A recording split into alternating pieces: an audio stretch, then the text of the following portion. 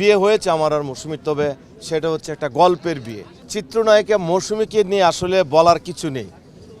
চিত্রনায়িকা মৌসুমী মানে কি বলবো, প্রিয়দর্শিনী। শুধু বাংলাদেশ নয়, ওয়ার্ল্ড ওয়াইড যাকে আলাদা সম্মান করে সে হচ্ছে চিত্রনায়িকা মৌসুমী। মৌসুমীর সাথে আপনারা একটা গসিপিং দেখেছেন, এটা আসলে পুরোটাই মিথ্যে। বিয়ে হয়েছে আমার আর মৌসুমীর, তবে সেটা হচ্ছে একটা গল্পের বিয়ে। আপনার স্ক্রিনে দেখতে পাবেন যে কিসের বিয়ে, কেন বিয়ে, এটা একটা গল্পের বিয়ে। আর সেকেন্ড কথা হচ্ছে, সিনিয়রদের সাথে কাজ করলে যেটা শেখা যায় সেটা হচ্ছে যে অনেক অভিজ্ঞতা। আমি মৌসুমীর কোয়ার্টিস্ট হিসেবে হোক, ডিরেক্টর হিসেবে হোক, আমাদের যে একটা বন্ডিং আছে কাজের সম্পর্কর, আমি মনে করি যে আপনারা ভালো কিছু পাচ্ছেন, ইনশাল্লাহ সামনেও পাবেন। মৌসুমী আমার কাজ একসাথে, এটা আসলে ভুল ধারণা। আমার সাথে সম্পর্কের কারণে সানি ভাই কখনো কিছু বলবে না, কারণ সানি ভাই ভালো করে জানে হাসান জাহাঙ্গীর কেমন, মৌসুমী কেমন।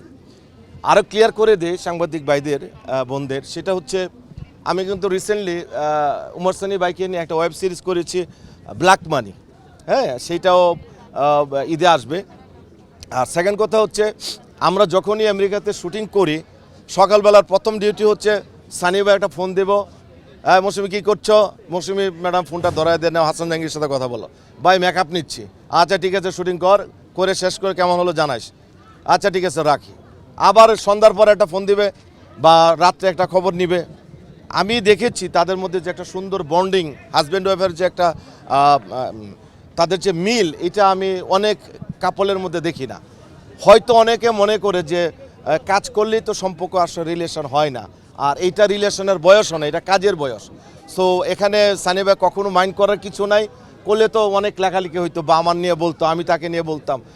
এই ধরনের সম্পর্ক না। সম্পর্কটা আশা করি আপনারা সুন্দর দৃষ্টিতে নেবেন এবং কাজ করার সুযোগ দিবেন। সামনে আমার আর মৌসুমীর একটা চমৎকার প্রোডাকশন আসতেছে বাংলাদেশে। এর আগে বাংলাদেশে এত বড় প্রোডাকশন আমার আর মৌসুমীর আমার আসে নাই।